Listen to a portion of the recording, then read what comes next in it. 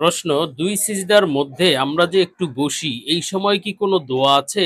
কি দোয়া পড়তে হয় জানতে চাই। আর আমি যে এতদিন দোয়াটি পড়িনি, আমার নামাজ কি হয়েছে? করণীয় কি? আসসালামু আলাইকুম ওয়া রাহমাতুল্লাহি ওয়া বারাকাতুহু। আলহামদুলিল্লাহি ওয়াহদা ওয়াসসালাতু ওয়াসসালামু আলা মান লা নাবিয়্যা বা'দা। প্রিয় দর্শক, অত্যন্ত অনেক গুরুত্বপূর্ণ প্রশ্ন আমরা আপনাদের কাছ থেকে পেয়েছি। আজকের এই ভিডিওতে তন্মধ্য থেকে উল্লেখিত নির্বাচিত গুরুত্বপূর্ণ একটি প্রশ্ন যে ২ সিজদার মাঝে কোনো দোয়া আছে কিনা? সেই দোয়াটি কি? আর সেই দোয়াটি না পড়লে নামাজে কোনো সমস্যা আছে কিনা? এ সম্পর্কে বিস্তারিত আলোচনা করব ইনশাআল্লাহ। সুতরাং মনোযোগ সহকারে ভিডিওটি শেষ পর্যন্ত দেখবেন। আর আপনার কোনো প্রশ্ন থাকলে অবশ্যই কমেন্টে লিখে যাবেন। আমরা পরবর্তী ভিডিওতে জবাব দেব ইনশাআল্লাহ। আর আমাদের সাথে সরাসরি যোগাযোগ করতে, প্রশ্ন করতে, আরো অসংখ্য মাসালা মাসাইল জানতে আমাদের ওয়েবসাইট, অন্যান্য চ্যানেলগুলো, ফেসবুক পেজগুলো ভিজিট করতে পারেন, যার লিংক নিচে ডেসক্রিপশনে দেয়া আছে। তো প্রিয় দর্শক, আমরা প্রশ্নের জবাবে চলে যাই। প্রশ্ন ছিল যে, শেখ, ২ সিজদার মধ্যে যে আমরা একটু বসি, এই সময়ে কি কোনো দোয়া আছে?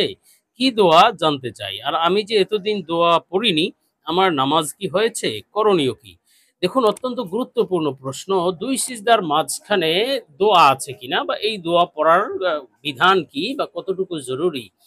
দেখুন, বর্তমানে আমরা অনেকে এই দোয়াটি পারি না। ২ সিজদার মাঝখানে একটি দোয়া আছে এবং সেই দোয়াটি পড়া অত্যন্ত গুরুত্বপূর্ণ একটি সুন্নাত। রাসূল সাল্লাল্লাহু আলাইহি সাল্লাম সেই দোয়াটি পড়তেন। কেউ তো সেই দোয়া পড়াকে ওয়াজিব বলেছেন, কিছু ওলামায়ে কেরাম। এখন ২ সিজদার মাঝখানে আমরা সেই দোয়াটি না পেরে অনেকেই করি কি, চুপচাপ হয়তো বসে থাকি।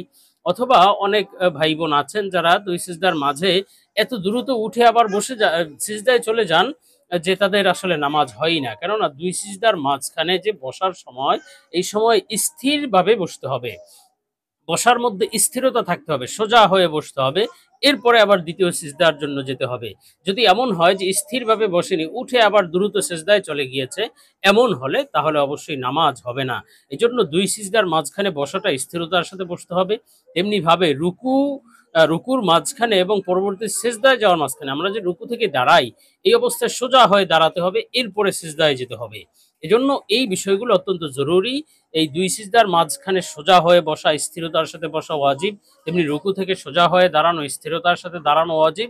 এরপরে সে সিজদায় যাবে।